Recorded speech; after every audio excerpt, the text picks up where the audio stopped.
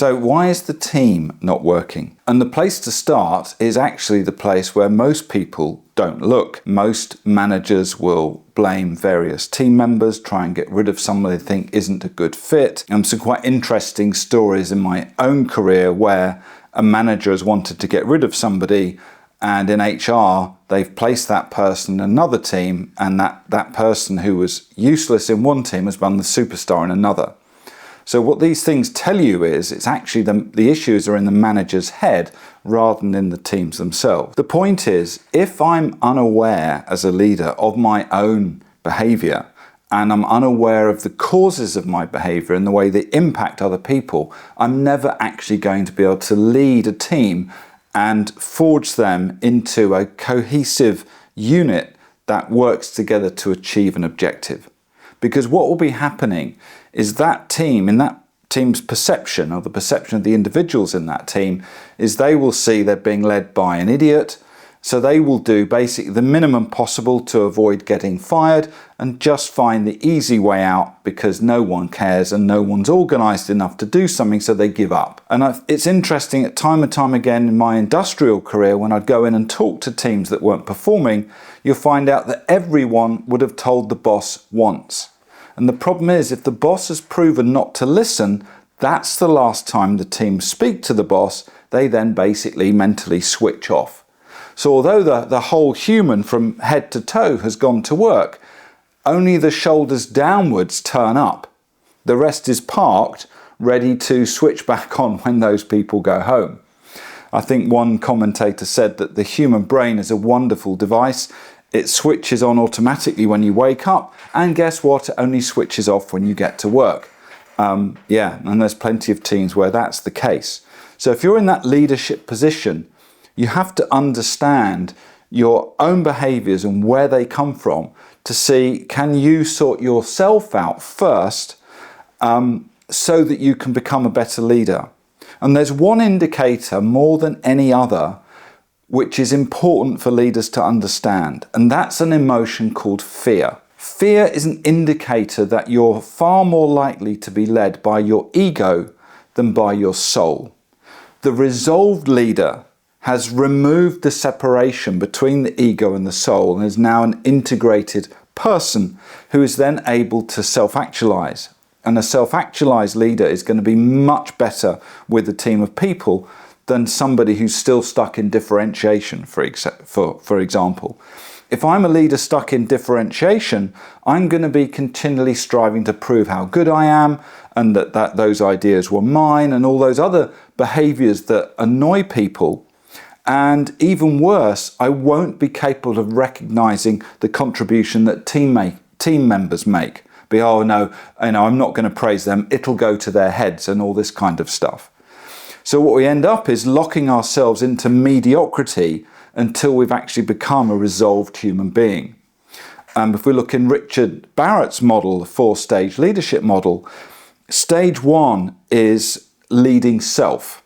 So you have to be able to become a resolved human being, releasing the unhelpful imprints, emotions, limiting beliefs. And of course, when you've done that, you're much more able to see those things in the people that report to you. You can then help those people become better team members.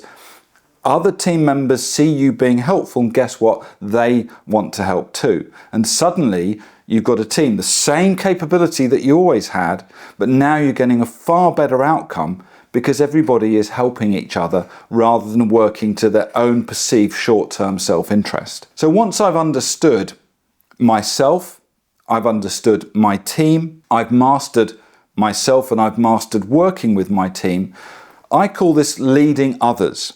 But the next level up, leading an organization, the difference is you now have to lead through other people. And when you're leading through others, what comes to the surface as the most important thing is values. If you are demonstrating your values every day and the team around you is congruent with those values, it's much more likely that you're going to have that two-way communication, top to bottom, that means everybody in the organization is aligned. If you have unresolved members in your team, the chances are they will be trying to follow a personal agenda at the expense of the wider organization. the Israeli physicist Dr. Eli Goldratt used to talk about the fact that the sum of the local optima is less than the sum of the global optima. Now, what does that mean? That means that each department and function, when led by someone with an ego, and we've all got them, but this is where the ego is prominent and not integrated with the soul, they're trying to run their department, their function, their turf to be the best for themselves, rather than any possible subordination of that department for the good of the organization as a whole. And this is a massive problem in hierarchical organizations, is this continual jockeying for position, fear of loss of budget, fear that blogs will get promoted instead of me because that's my job up there, and all those sort of petty personal politics that get in the way of serving the customer and obviously then rewarding the stakeholders in the organization. So what I used to do when I was in a senior position in a very large organization is I made sure that I promoted the people that got results in the way that respected the values. Yeah, get rid of the psychopaths who are all about me, me, me and don't care about anybody else, and focus on the people that are engaging their teams and getting results for customers. And when you start promoting these people at regular intervals, typically 6-month intervals, you then have a very fast-moving cultural change going through the organization where people see what's rewarded. Tom Peters used to talk about this in his books 30 years ago, that people watch the behavior that gets rewarded. So if I want to create alignment in my organization around a set of values, then we start rewarding and promoting those people that respect those values and gets results with those values. When I'm doing my management by wandering around, my MBWA, I'm speaking to those employees that are getting results and demonstrating the values. And I remember once somebody who was a bit of a political animal, and he said to me, "John, it's not fair, you've got favourites." And I said, "Yeah, I do have favourites. I spend time with people who get results. If you want to be one of my favourites, then stop the gossiping and the politicking and start getting results." In the end, that person left our organisation and went to run his own organisation. I think actually that was his problem. He didn't want to be subordinate to anybody else, and that's fine. He's now gone on his path. But in our organisation, we paid attention to the outcomes that we wanted. We didn't play political games. We just did the right job at the right time in the right way. And that's what people remembered, and it's what they followed. The next level, I'm not sure that we really see, but level 4 is leading in society. If we think about all the scandals we see, we've got a big one right now in the UK with the Post Office and suing postmasters, even though the organisation itself knew that there were flaws. They still went after these fairly defenceless and innocent people and ruined hundreds of people's lives. Well, what if there was a route into these types of organizations that said you need to have a proven competence.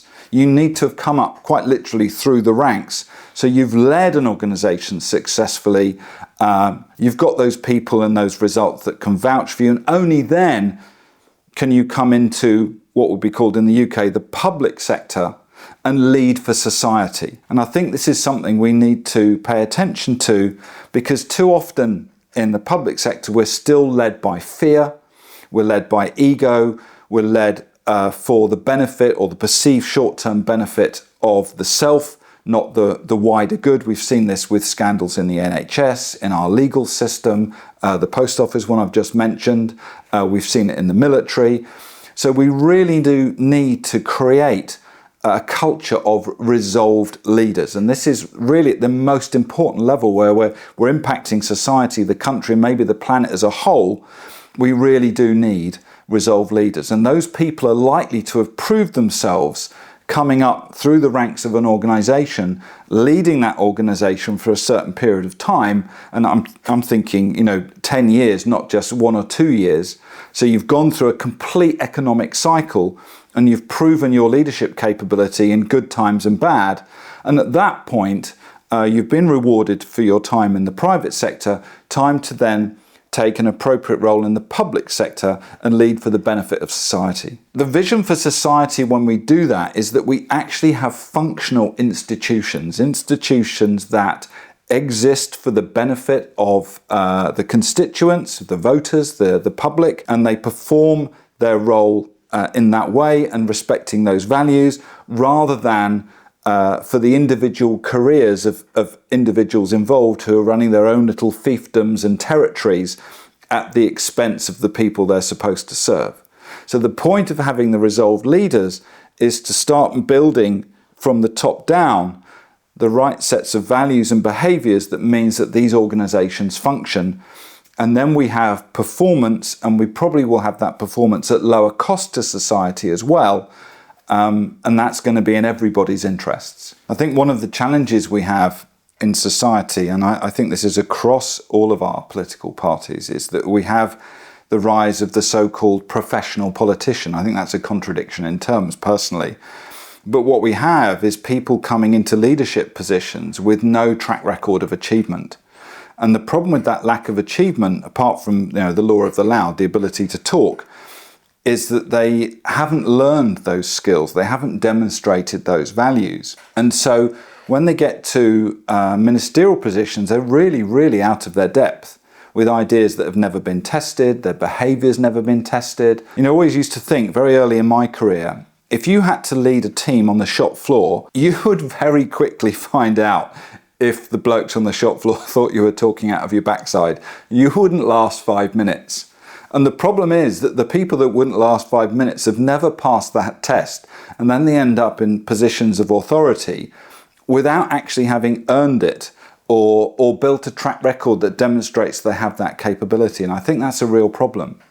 And we had a challenge politically where people saying, oh, you shouldn't have a second job, you must be an MP only, that's wrong. But in fact, being informed by the world of business, running a business that employs thousands of people and knowing whether wages are enough for people to raise a family, knowing if people can pay their mortgages, and all those sorts of things that inform business leaders are vital when it comes to the political arena. And I think that move we've done away from business and towards the professional politician, I think that's been a bad thing for us.